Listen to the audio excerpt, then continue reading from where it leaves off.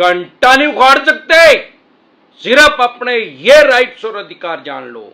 साथियों, अगर आपके पास पैसे हैं तो पैसे दे दे, नहीं पैसे हैं तो राहु केतु ग्रह तो क्या करेगा, दुनिया का कोई ग्रह धरती पे आके आपका कुछ नहीं बिगाड़ सकता। पैसे हो तो पैसे देके मरो, साहब को अपने गले से निकाल ले। सेव है साथियों, बहुत से कमेंट ऐसे आ रहे हैं कि सर हमारा लोन को ईएमआई डिफॉल्ट हुई को 5 साल हो गए हैं और अब भी हमें परेशान किया जा रहा है, चवन्नी छाप परेशान कर रहे हैं, नोटिस भेज रहे हैं। साथियों, सबसे पहले आप एक बात समझ ले, लिमिटेशन एक्ट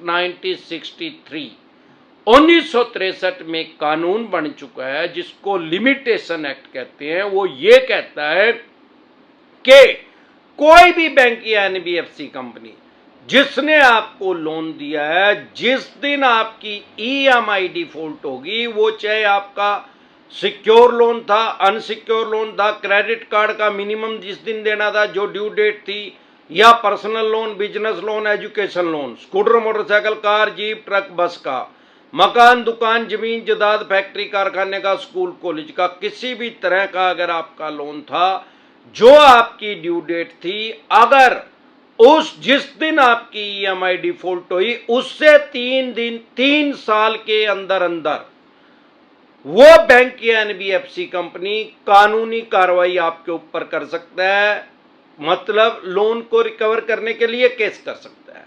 अगर 3 साल 1 दिन और ऊपर हो गया 3 साल से, जिस दिन ईएमआई डिफॉल्ट हो गई थी अगले दिन से आपका टाइम स्टार्ट हो गया। जिस दिन 3 साल पूरे हो गए और 3 साल 1 दिन हो गया तो अब वो कानूनी रूप से रिकवरी का केस आपके ऊपर नहीं डाल सकता। ये बात जो है हर किसी के ऊपर लागू होती है। अगर आपने किसी से वैसे भी लेन देन किया है, किसी भी चीज का कोई एग्रीमेंट किया है, कोई बयाना लिया है, उसकी वैलिडिटी जो ड्यू डेट है उससे 3 साल तक है। आपने किसी को पैसा दे रखा है या आपने किसी से पैसा लेना है, अगर 3 साल तक आपने उसके ऊपर कोई केस नहीं डाला तो अब आपके कोई राइट्स नहीं है, क्योंकि लिमिटेशन एक्ट बना किस लिए है?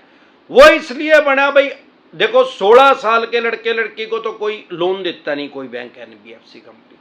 जिस आदमी को लोन दिया है 25, 30, 35, 40 उसकी उम्र होगी एवरेज, 60 साल के बाद भी ये लोन नहीं देते किसी को। इसका मतलब 60 साल के प्लस भी नहीं हो आदमी जिसको लोन दिया है इन्होंने। अब अगर उस आदमी की एवरेज मान ली जाए कि 35 साल है उम्र, और उसके ऊपर 55 साल के बाद उसके ऊपर कोई बैंक एनबीएफसी कंपनी केस करे तो वो 90 साल का हो चुका होगा, या तो उसका बोलोराम हो गया होगा, हरिद्वार जा लिया होगा, या मक्का मदीना चला गया, या अपना टाइम पूरा करके जो उसका धर्म है उसके अनुसार उसको सुपर्दे खाक कर दिया गया होगा। वो इस दुनिया में होगा नहीं। अगर होगा तो 90 साल के कितने आदमी घूम रहे हैं सड़कों पे, वो कहीं खटिया पे बेड पे अपनी अंतिम सांसें गिन रहे होगा। अरे जो एक आधा कोई जिंदा भी है, 10,000 में से एक आदमी होगा ऐसा जो चल फिर रहा होगा 90 साल में भी। अगर उस 90 साल के आदमी के ऊपर केस कर दिया जाए तो वो अपना केस लड़ेगा कैसे, वो कोर्ट में जाएगा कैसे? इसीलिए लिमिटेशन एक्ट बना, 3 साल तक के लिए बांध दिया गया इनको। भाई केस करना है तो 3 साल के अंदर अंदर कर दे। अभी तो जिंदा जागता है, सही सलामत है, जवान है, फिट है, अपना केस लड़ लेगा। दूसरा, कोई भी बैंक या एनबीएफसी कंपनी आपके साथ ऊंची आवाज में बात भी नहीं कर सकती। ये चवन्नी छाप कुत्ते जो इन्होंने पाल रखे हैं बदमाश नहीं है भाई। अगर ये कोर्ट में जाए भी 3 साल से पहले तो मान्य सुप्रीम कोर्ट तक जाते हफ्ते 40-45 साल लगेंगे। इतना इनके पास टाइम नहीं है, क्योंकि इतना आपका भी बोलोराम हो लेगा, इनका भी हो लेगा। ये कौन सा 16 साल के हैं? अब चवन्नी छाप कुत्तों को क्यों पाल रखा है? ये लोगों को डरा के, धमका के, प्रेस करके, अल्लो अल्लाह करके, चिल्ला चिल्ली करके 40-45 दिन में पैसे ले आके दे देते हैं। ये कोई बदमाश नहीं है। अगर ये बदमाश है, बदमाश तो दाऊद इब्राहिम सुना था यार, पढ़ा था हमने। वो तो इंडस्ट्रियलिस्ट को डराता था, उनसे पैसे लेता था वो, या वो स्मैक बेचता था, या वो डायमंड की तस्करी कर रहा था। तो इन कुत्तों को कहता भाई अगर तुम भी बदमाश हो तो तुम यही काम करो जो बदमाश करे थे। इसीलिए इनका कुत्तों का नाम चवन्नी छाप रख रखा है, शरीफ आदमी को डराने के लिए है। जैसे गली में पागल कुत्ते घूमते रहते हैं और वो भौंकने लग जाते हैं, अगर उनको बोलो हट, तुरंत प्रभाव से भाग जाते हैं। ऐसे इन चवन्नी छापों से बोलो चलो भिखमंगी के यहां से भाग, तेरी बहन की वही जो गामों में कह कर भाग यहां से, तुरंत प्रभाव से जाएंगे, जिंदगी में कभी फोन नहीं करेंगे। अगर कोई अपशब्द बोल रहे हैं, सबसे पहले वीडियो रिकॉर्डिंग कर लो इनकी और जाके नियर बाय पुलिस स्टेशन में कंप्लेंट कर दो, FIR लॉन्च कर दो। नहीं हो रही है तो SSP साहब के पास भेजो, जो या बहुत से चवन्नी छाप टेलीफोनिकली भी लोगों को डराते हैं, मारने की धमकी भी देते हैं, जान से मारने की। ऐसा कर रहे हैं तो इनके खिलाफ 499 500 499 और 500 में इनके ऊपर केस दायर कर दो। जान से मारने की भी धमकी दे रहे हैं तो 506 में भी इनके खिलाफ केस दायर कर दो, तो इनकी कांच निकल जाएगी, अपने आप पता लग जाएगा इनको भिखमंगों को। जिंदगी में कभी चवन्नी छाप का काम नहीं करेंगे, नाक रगड़ेंगे आके आपके आके। डरे घबराए नहीं, सिर्फ अपने राइट्स और अधिकार जान ले।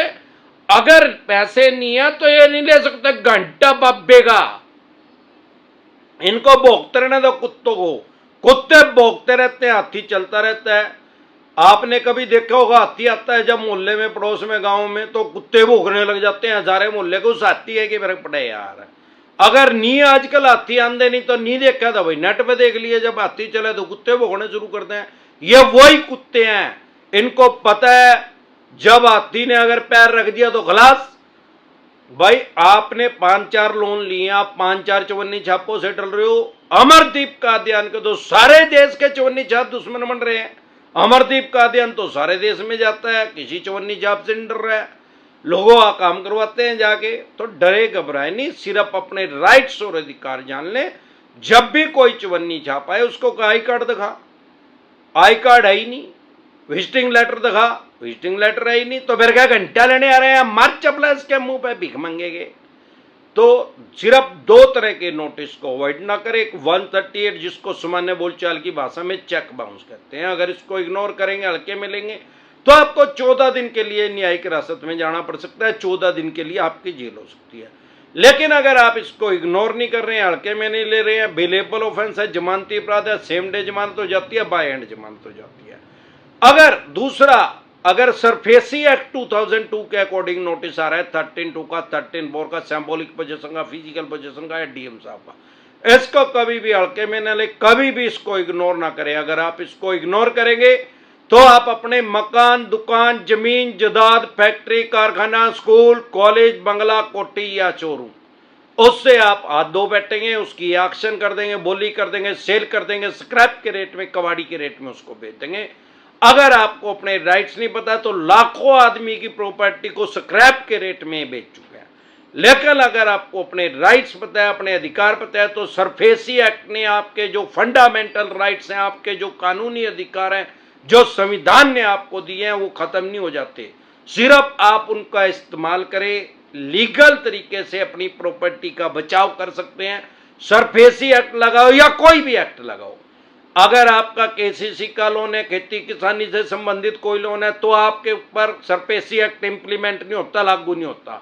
20% से कम पैसे रह गए हैं तो सरफेसी एक्ट इंप्लीमेंट नहीं होता।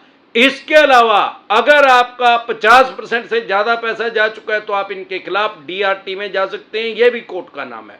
अगर 3 से ज्यादा EMI डिफॉल्ट हो गया है तो सरफेसी एक्ट का नोटिस आ गया होगा, ऑक्शन की नौबत आ गई होगी, बोली की आ गई होगी, चाहे कोई सिक्योर लोन है तो। 2 लोन की EMI डिफॉल्ट हो गया तो 3 के बाद आ जाएगी। 1 भी नहीं हुई है, ऐसा लग रहा है कि फाइनेंशियल डाउन हो गया, किसी वजह से फ्यूचर में नहीं दे जाओगी तो तुरंत आएगी। 3 के बाद आपके पास भी सरफेसी एक्ट का नोटिस आ जाएगा।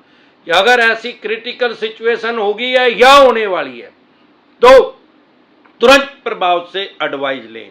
प्रिवेंशन बेटर देन क्योर, इलाज से हमेशा परहेज बेहतर है। अगर आप हमारे साथ टेलीफोनिकली जुड़ना चाहते हैं या पर्सनल मीटिंग करना चाहते हैं, फिर आपका लोन कितने भी करोड़ का है, लोन से रिलेटेड जो भी डॉक्यूमेंट्स आपके पास हैं वो सभी लेके आप मेरे से पर्सनल मीटिंग कर सकते हैं, पर्सनली एडवाइस ले सकते हैं या टेलीफोनिकली भी एडवाइस ले सकते हैं। फिर आपका लोन 2 करोड़ का है, 5 का है, 25 का, 50 करोड़ का, जितने भी करोड़ का, जितने अरब रुपए का आपका लोन है, लोन से रिलेटेड जो भी डॉक्यूमेंट्स आपके पास है, वो सभी लेके आप मेरे से पर्सनल मीटिंग कर सकते हैं, पर्सनल एडवाइस ले सकते हैं, या टेलीफोनिकली भी एडवाइस ले सकते हैं। हमारे साथ जुड़ने का क्या प्रोसेस है, आपकी स्क्रीन पे कमेंट बॉक्स के अंदर एक नंबर आया हुआ है 9306347314। इस नंबर को सेव करके व्हाट्सएप मैसेज करें, तुरंत प्रभाव से रिप्लाई आएगा कि कैसे आप हमारे साथ टेलीफोनिकली जुड़ सकते हैं या पर्सनल मीटिंग कर सकते हैं। एक बार जोर से मिलकर नारा लगाएंगे, बोल पे गंजे टकले, जय ससुराल वालों की।